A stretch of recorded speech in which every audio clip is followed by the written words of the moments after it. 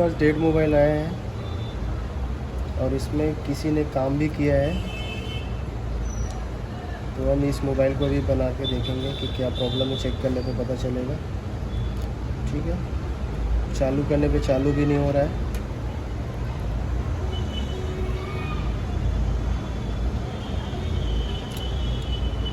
चालू भी नहीं हो रहा है।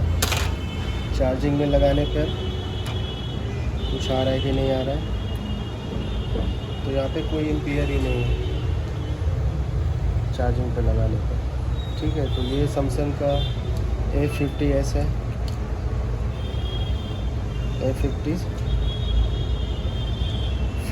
ठीक है, पहले हम चार्जिंग लगाकर इसके जो बैटरी कनेक्टर में सप्लाई चेक कर लेंगे कि भाई सप्लाई आ रहा है कि नहीं आ रहा है। तो देखते हैं यहाँ पे कितना सप्लाई आ रहा है। तो DC20 पे लगा देंगे और बैटरी के ग्राउंड वाला ग्राउंड पे लगा देंगे। और ये तो यहाँ पे देखो कोई भी सप्लाई नहीं आ रहा है, ना ही एम्पियर ले रहा है। लेकिन इसके BBT कनेक्टर पे चेक किया जाए तो यहाँ पे कितना आ रहा है। लास्ट पे लगाएंगे तो यहाँ पे प्रॉपर वोल्ट आ रहा है। इसका मतलब हमारा जो सॉकेट है या स्ट्रिप है ये सब सही है, बट यहाँ पे बोर्ड पे भी जा रहा है लेकिन बैटरी कनेक्टर पे कोई भी सप्लाई नहीं आ रहा है। तो इसका डेट का कंडीशन हो सकता है कि भाई पावर IC गया रहेगा या पावर IC के पास कुछ दिक्कत होगा। ठीक है, तो इसके लिए हमें क्या करना पड़ेगा, DC मशीन से चेक करना पड़ेगा। तो DC मशीन से चेक करते हैं। मैंने यहाँ पे DC में वोल्ट सेट कर दिया है, 3.9 वोल्ट है, 4 एम्पियर डाल दिया है। ठीक है, इसको ऑन भी कर दिया है। ऑन करने के बाद ये जो ब्लैक वाले वायर हैं इसको हमें ग्राउंड पे लगा लेना है। तो पहले तो हम बोर्ड ही निकाल लेते हैं, डायरेक्ट बोर्ड से ही चेक कर लेते हैं।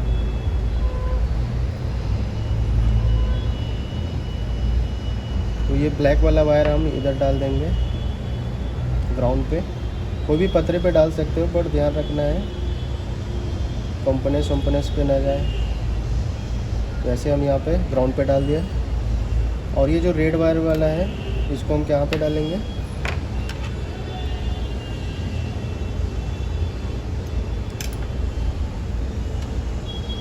ये बैटरी के प्लस पॉइंट पे डाल देंगे, जिसको VBAT बोलते हैं ना, VBAT लाइन, इस पर हम डाल देंगे।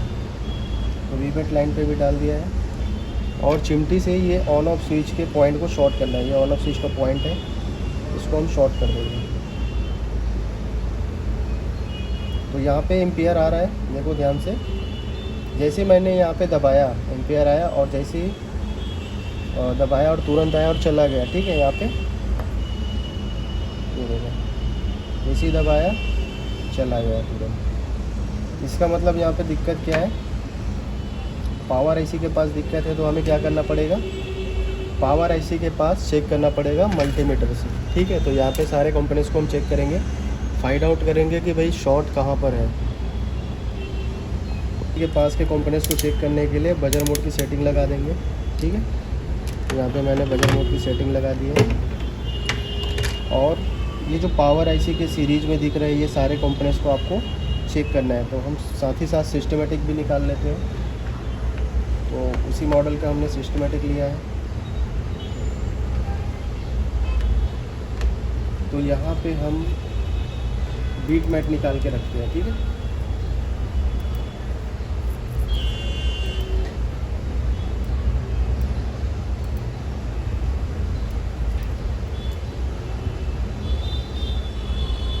पावर IC के पास बीट मैट निकाल के रख लेते हैं, क्योंकि यहाँ पे जब शॉर्टिंग चेक करेंगे तो इसके लाइन अगर कोई शॉर्ट रहेगा तो उसके लाइन को हम देख सकते हैं यहाँ से। ठीक है, तो पहले यहाँ पे पावर IC के आसपास को चेक कर लेंगे। तो रेड वायर ग्राउंड पे लगाना है और सारे कैपेसिटर को चेक करो।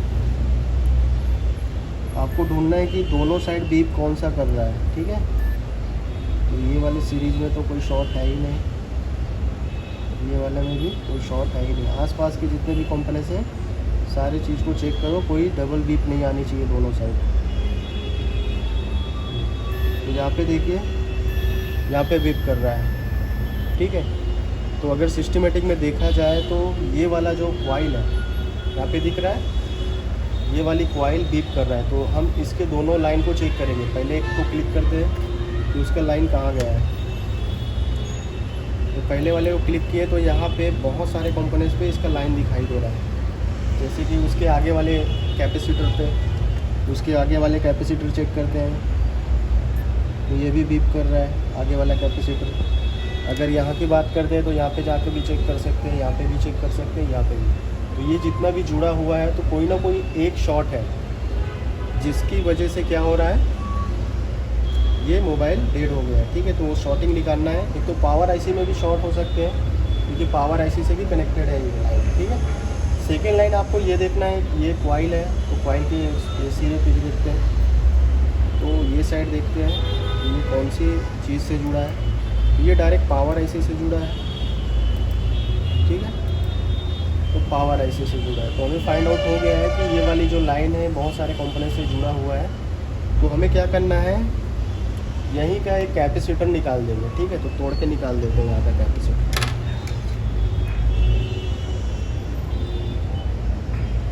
तो यहाँ का हमने एक कैपेसिटर निकाल दिया है। अब ये जो कैपेसिटर है ये हमने यहाँ से रिमूव कर दिया है, ठीक है। अब ये रिमूव करने के बाद यहाँ पे हम डीसी मशीन से शॉर्ट करेंगे, शॉर्ट किलर की तरह यूज करेंगे, जिससे हमारा जो शॉर्ट रहेगा वो फाइंड आउट होगा। तो यहाँ पे हम बता देता हूँ कि सिस्टमेटिक में ये वाला कैपेसिटर है, ठीक है, क्योंकि ये इससे जुड़ा हुआ है। जो शॉर्टिंग पार्ट है इससे जुड़ा हुआ है। यहाँ पे फाइंड आउट कर देता हूँ, ये देखो। तो चाहे तो आप कोई भी निकाल सकते हो, ये वाला भी निकाल सकते हो, लेकिन यही लाइन पे आपको जो शॉर्ट किलर है वो डालना है, ठीक है। तो हम ये वाले कैपेसिटर निकाले हैं, ये वाला है। अभी हम यहाँ पे शॉर्ट किलर डालेंगे और फाइंड आउट करेंगे कहाँ पे शॉर्ट है, ठीक है। तो हमें डीसी मशीन जो है नॉर्मली हम जब चालू करते हैं मोबाइल को वो सेट कर लेना है, ठीक है। 4.2 वोल्ट भी डाल सकते हैं, मैंने 3.9 वोल्ट डाला है और 4 एम्पियर डाला है, ठीक है। तो एक नंबर पे मैंने सेट कर दिया है, ऑन भी कर दिया है। अब मैं शॉर्ट किलर की तरह इसमें यूज करूँगा। तो सबसे पहले जैसे हमने फर्स्ट टाइम लगाया था डीसी मशीन से चालू करने के लिए, वैसे ही हम ग्राउंड पे ये ब्लैक वायर लगा लेंगे और जहाँ से हमने कंपोनेंट्स निकाला है वहाँ पे ये रेड वायर से हम शॉर्ट करेंगे, ठीक है। और कौन से पॉइंट पे शॉर्ट करेंगे, जो अपना प्लस वाला पॉइंट है उस पे शॉर्ट करेंगे, जिससे हमें फाइंड आउट होगा कि कहाँ पे शॉर्ट है, ठीक है। इस पर जूम करो, ठीक है, जूम करके दिखाओ, कहीं पे शॉर्ट रहेगा तो दिख जाएगा। तो मैं चिमटी ले लेता हूँ क्योंकि थोड़ा बारीक पॉइंट है।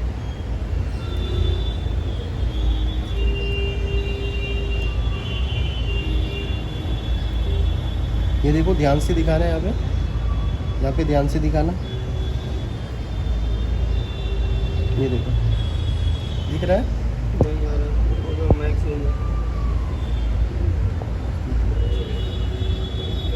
तो यहाँ पे धुआं निकल रहा है जब मैं वहाँ पे शॉर्ट कर रहा हूँ।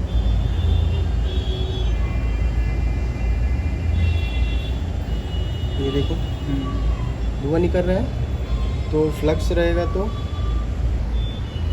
जैसे कि यहाँ पे शॉर्ट दिखा रहा है, यहाँ पे धुआं निकल रहा है, तो हम वहाँ पे फ्लक्स पेच डाल देते हैं, जिससे और आसानी से पता चल जाएगा। तो जैसे ही हमने यहाँ पे शॉर्ट किलर लगाया तो यहाँ पे देखो पिघल गया पूरा, ठीक है। तो ये इससे हमारा फाउंड आउट हो गया है। ये देखो धुआं निकल रहा है, यहाँ पे ये जो कंपोनेंट्स है ये पूरा शॉर्ट हो चुका है, ठीक है। तो हम इसको रिमूव करेंगे। ये देखो, समझ आ गया ना। तो यहाँ पे जो ये कैपेसिटर है हम इसको रिमूव करके चेक करते हैं, ठीक है, कि हमारा शॉर्टिंग गया कि नहीं गया। तो ये जो कैपेसिटर है मैंने रिमूव कर दिया है। अब जहाँ पे शॉर्ट था वहाँ पे मैं मल्टीमीटर से चेक करूँगा। तो यहाँ पे मैंने ग्राउंड पे लगा लिया है रेड वायर। तो ये देखो हमारा शॉर्टिंग चला गया, यहाँ पे दिखाइए मल्टीमीटर पे। ये देखो यहाँ पे दोनों साइड बीप कर रहा था, तो यहाँ पे हमारा नॉर्मली रीडिंग आ रहा है, ठीक है, GR आ रहा है, ग्राउंड रीडिंग। तो हमारा शॉर्टिंग निकल चुका है, ठीक है। अब इसमें शॉर्टिंग निकल गया है तो हम देखते हैं, ट्राई करते हैं कि मोबाइल चालू होता है कि नहीं होता है। और भी दूसरा फॉल्ट हो सकते हैं, पता नहीं, बट हम मोबाइल चालू करके देखेंगे। क्योंकि एक शॉर्टिंग के वजह से पूरा, तो इसको हम चालू करके देखते हैं। तो इसका नीचे का पॉइंट किधर है इसका? है यहाँ पे चार्जिंग लगाएंगे, क्योंकि यहाँ पे बैटरी में तो वोल्टेज नहीं था, पावर नहीं रहेगा, तो हम चार्जिंग लगा के चेक करेंगे। तो हमने चार्जिंग लिया और एम्पियर देखेंगे कि भाई एम्पियर आ रहा है कि नहीं आ रहा है। तो यहाँ पे एम्पियर उठा लिया है, देखो यहाँ पे एम्पियर उठा लिया है, मतलब मोबाइल चालू हो गया है।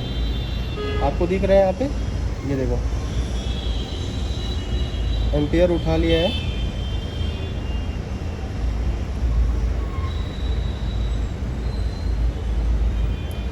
तो हम यहाँ पे मोबाइल चालू करेंगे। खैर इसका डिस्प्ले भी फॉल्ट हो सकता है, बट यहाँ पे मोबाइल चालू है, ठीक है।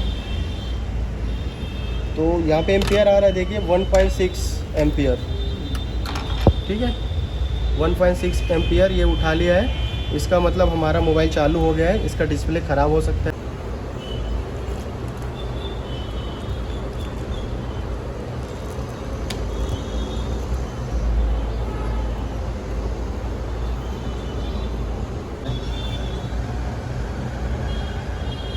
तो इस तरीके से शॉर्टिंग रिमूव करके आप डेड मोबाइल को ऑन कर सकते हो।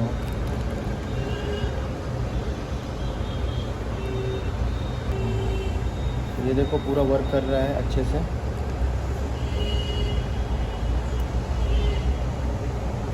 इस तरीके से मोबाइल बनाना है।